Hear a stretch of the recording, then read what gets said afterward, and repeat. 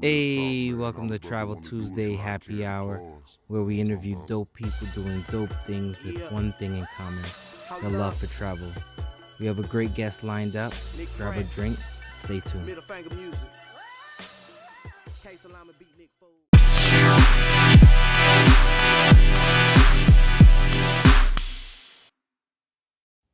What's going on, travel fam? If you ever thought about starting a podcast, check out Anchor.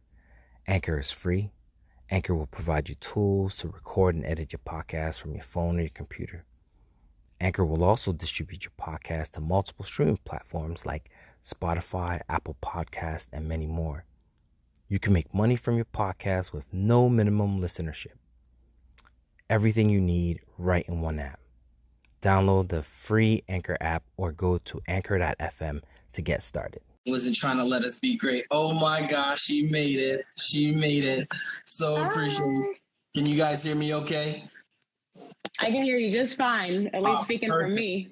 Perfect. Look, sounds right. You accepted the audio package that I sent you, and everything's gonna work. So no Teddy Righty situations here. You look like you got the lighting check. You got your stand check. You got your audio check. Listen, she got the drink check. That's what I'm talking about. Listen, it's the little things in life that make me excited, and the fact that people are enjoying is everything. So, without any further ado, tell us who you are and what did you do? Okay. Hi, everyone. Sorry again also for the technical errors. I was trying to join, but I'm Jessica David. I live here in Seattle, Washington, but I'm a Midwest girl. I'm from Indiana. Yeah. So, and I work for Amazon. I work at the headquarters in HR, and I do hiring for software development engineers. So that's who I am. Just a little bit of me anyway. Okay. And then you were referred by one of my past guests, Quasi, which was dope. So that's dope. It's good to see that people really enjoy this platform and is willing to like refer people to do this. So I am so honored, with the 3-hour time difference, I appreciate you. Thank you for having me. Oh, definitely. So tell us what got you into traveling in the first place.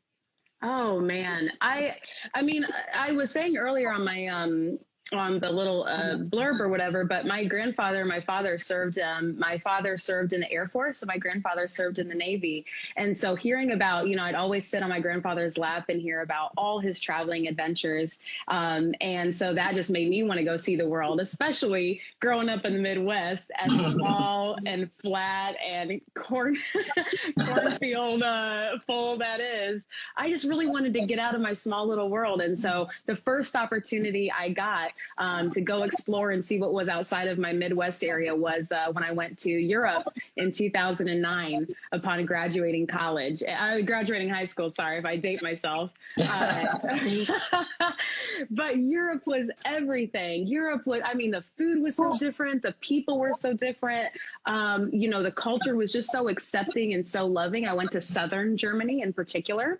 They're the mountain Bavarian people, so they're not stuck up for anything. They're just everybody can be, and who you are is fine. So I just loved that so much, and that just gave me an itch for more and more travel. And since then, I haven't stopped. Awesome. That's awesome. So what keeps you traveling? Like, what makes you say, you know what, let me pull up Google Flights or Air Scanner, or what keeps you wanting to say, you know what, I want to hop on the next plane again?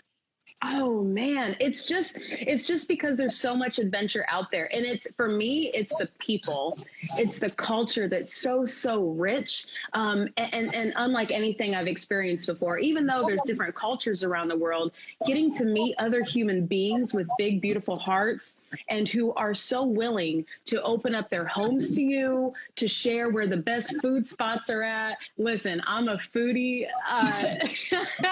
in my soul. Yes, you come back detox and then you travel again. Oh my goodness. I can't tell you how many diets I've had to start and stop just because I'm traveling somewhere. So, I mean, just even in the States alone, like New York City, it's got so many different cultures and stuff in one city. It's like, yeah, why would I not eat everything from every neighborhood? Exactly. But the food and the people are what, and you gathering around food and talking about family values and what's important and what's going on in that side of the woods. It's also because in the U.S., we tend to be so focused on ourselves ourselves too, that we don't really fully understand what all is affecting other people or what's big in their universe. So that is what keeps me wanting to go back out there, to keep kind of expanding my own mind, my own experience, and wanting to be with people that I really grow to love, even if I just meet them. Strangers become family. That's dope. That's dope. So like, Yeah. so you kind of shine on something, right? People, the culture, the experience, right? Yeah. And today with COVID-19, everybody being stuck home, you know, I know that destroyed a bunch of people's travel plans, right? Everybody's grounded. And then you have, you know, the current events, right? COVID-19 on top of, you know, the lack of a better term, massacre of Black men and women in the United States. Prior to these most recent ones, I know it's been an interesting conversation to have with people overseas, right? Because you know, there's always a curiosity is, okay, you know, African Americans, why are you guys treated a certain type of way?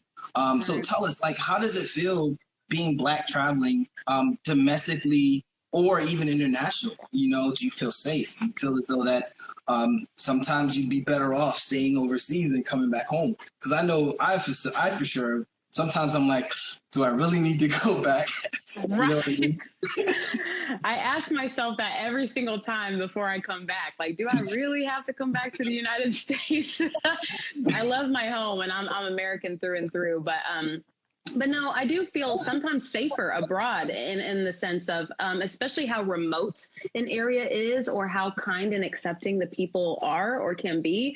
My last adventure was actually, I went to the Caribbean. I went to Turks and Caicos this past March, right before things were starting to shut down and COVID was going to close down international travel. Wow. So that timing was crazy. Now, sadly, I had a Bali, Indonesia trip planned, going to be after the month after. It got canceled, help us. But, you know, but tucked away in the Caribbean, in like this beautiful resort for a week and whatnot, and surrounded by new friends and a friend of mine that I traveled with, I really did not want to come back, not just because of the warmth that I felt and being it seemed far away from the issue, even though I believe at that time COVID was just starting to pop up around the Dominican Republic. But it's more about, staying kind of far away from maybe an American culture where people don't feel like they need to protect others. They don't really care about other people. You know, you have people not wearing masks everywhere. You know, you have people that, you know, are just kind of still partying or going out. So some of us that are more socially aware would feel safer in other countries or in other cultures where they are more aware and where they're doing their part, because it's more of a let's take care of each other culture as well, not just dog eat dog. Got you. Do you feel as though that people are starting to see the blatant racism that's occurring here? Because, you know, it's one of those things where it's one thing that, you know, it's overt, right? It's gone from overt to blatant, and we're starting to see in news and social media other countries are following suit and protests and such like that. In your travels, have you had those awkward conversations where they're like, you know, because, you know, I went to Ghana and I had some misconceptions of some Africans, right? They felt better than us. They felt like, you know, they don't need us to come back to Africa. But while in Ghana, the only thing they kept saying was, my brothers from the diaspora, we definitely want you to come back, not to invest, not to anything, but just come home. Know you always have a home. And a lot of it is driven from the fact that they know that a lot of African Americans can't trace back to where they're from. You know, I'm first generation Haitian. And so I at least have one step that I can call home prior to the African continent. Whereas there are a lot of people that really don't have that extra step to do that. So another dope conversation. Keep traveling and stay safe. Until next time, peace.